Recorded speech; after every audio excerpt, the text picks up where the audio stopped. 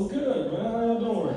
Yeah, nothing much, man. Yeah, I'm good. Oh, yeah. I'm feeling okay. I'm feeling good, bro. I feel myself maturing, which is crazy. Yeah, I felt my frontal lobe form recently, which is crazy, man. Like, immediately I stopped giving girls the ick, dude. Yeah, I did. Yeah, it's a good life now.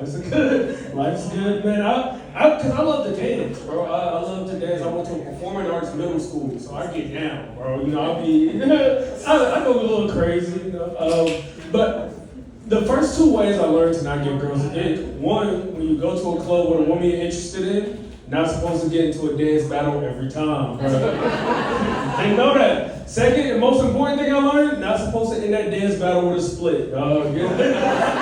I'm not rocking with that. I'm not talking one big leg either. I'm talking two straight legs, bro. G-O-G, gooch on the ground. You know what I mean? That's what I call the move, man.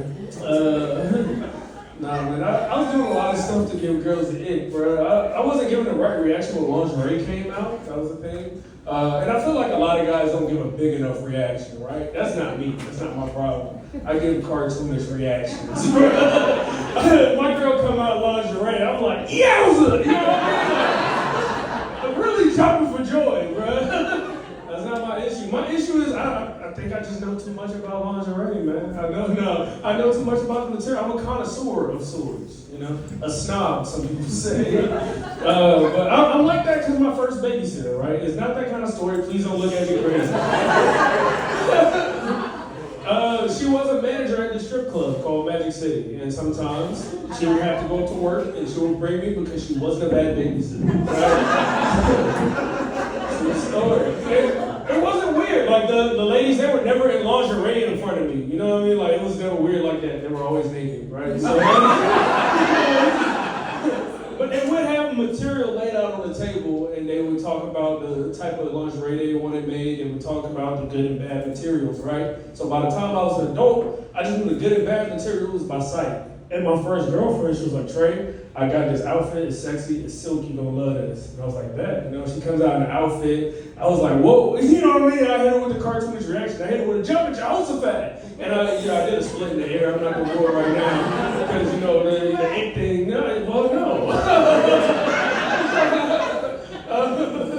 Yeah, I'm not gonna do it. But I was like, wow, first of all, this is the sexiest I've ever seen somebody look in my entire life. Right? And second of all, baby, that's not silk, that's nylon. It's too shiny. It's like it's trying to convince itself that it's silk, right? Like, and I felt it. I was like, yeah, it's too thick. You know what I mean? Obviously nylon. I'm surprised you couldn't tell. You know? She broke up with me in lingerie. Hard time, literally and figuratively. All the hard, hard in all the ways, man. And I thought I fixed it. The second girl I ever wanted to get in lingerie, she was going out to get some. I said, hey, before you leave, make sure you get Chantilly lace. Like, that's my favorite. And she was just like, what the fuck do you know about Chantilly lace? She thought I was cross-dressing, right? And she left me, yeah, she did. And she took my bras and heels with her. And that was unnecessary, bro. She didn't have to steal, you know? I don't know, man. But I stopped doing that. You know, I stopped giving girls the ick. It's cool, man. Man, I don't know if you realize I got a black family, man. No, a lot of people don't know. My family is black, and having a black family is like it's weird sometimes because like if you do something pretty good, like they expect you to be the best person they've ever seen do it, like in their life, right? You can have a 5-year-old kid score 5 points in a basketball game, and they're like, we got a Michael Jordan in the family. You know? It's like, this is amazing, right? Like, I'm an IT during the daytime. I do IT work. My grandma found out I was an IT. She found out what an IT was. She was like, we got an Edward Snowden in the family. I was like, why him? She was like, that's the only computer guy I know, man. Yeah, I started doing stand-up. She was like, we got a Bill Cosby in the family. Like, come on, man. What's always problematic with you? I had to cut my granny off, man. True story.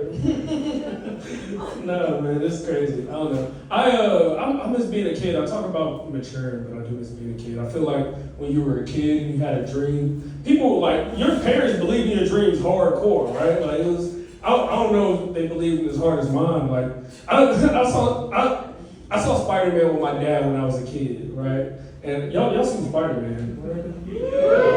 Okay, cool. And just making sure some people ain't seen it, bro.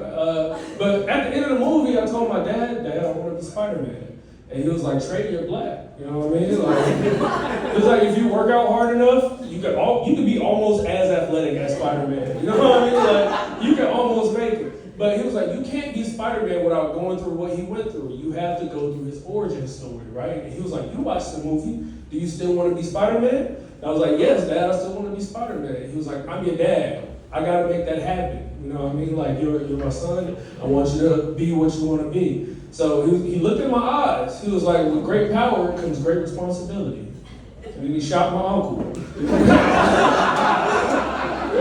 Great guy. And most parents would get their kids footy pajamas. No, my dad was like, you gonna be Spider-Man, bro. I'm not sticking to walls and nothing like that, but I can do a backflip, you know what I mean?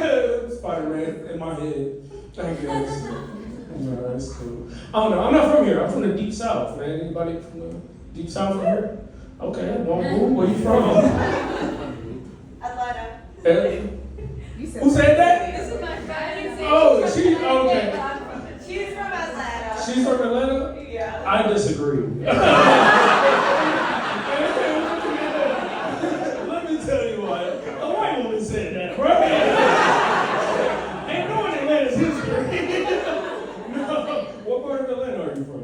So around like a Doraville, Champlain area. That's not an Atlanta place. You made two different cities. Okay. You from Georgia? Okay. 285. Okay. That is a freeway, guys. She not put a street. She put a freeway, man. Watch out for her. Nah, man. I'm from the deep south too, man. You know. Oh, you from Houston? Okay. Oh, you see the hat? Yeah. Okay. Oh, yeah. I'm not from Houston, bro. I ain't mean to disappoint you. Usually people can hear where I'm from in my voice. You know, I'm from Argentina. You know what I mean? Hey, hola. You know what I mean? You can't hear unless I'm speaking Spanish. Come on, let's stop. I am from Atlanta, though. This is crazy. I'm from Atlanta. I just came from back home, man. My childhood best friend came out to me as gay while I was down there. And that's not a weird thing. A lot of gay people in Atlanta. Right? The weird thing was, who's that friend that said no homo all the time? You know? Like, he was trying to throw us off the scent, bro. Like, it was crazy. Bro. And growing up, I speculated he was gay. I was cool with it, you know, because he giving me the best compliments I've ever gotten in my life. Let's be real. 8th grade prom, I'm talking to him. I'm like, yo, bro, you got a nice suit, nice shoes, whole ensemble, go crazy, bro. He was like, wow, Trey, thank you, I appreciate it. He was like, hey, bro, no homo, but you handsome, dog. I was like, thank you. He was like, no, let me finish. Okay. He was like, you're the type of handsome that the poets talk about, bro. You know what I mean? Dangerous to the heart, but worth every wound. I was like, if you ain't said no homo earlier, man, I think you were flirting with me. But he did, so I was like, thank you. You know what I mean? Like, it was cool. He gave me a compliment I'll never forget in my life, man. Senior year of high school. He came up and talked to me. He was like, Trey, I know we're going to different schools in different cities. Not going to see each other a lot, bro. I just need to get this off my chest. He was like, no homo, but you got a gravity to you, bro. I was like, wow, I don't know what that means. But thank you. He was like, no, let me finish, right? He's a tougher guy now. But he was like, let me finish. And you know, he was like, it's not the type of gravity that holds people down. You know what I mean? It's the type of gravity that keeps stars in orbit. And you know how people throw parsley on food when they're done cooking it? It don't taste like anything. It's just a look. He threw a no homo at the end.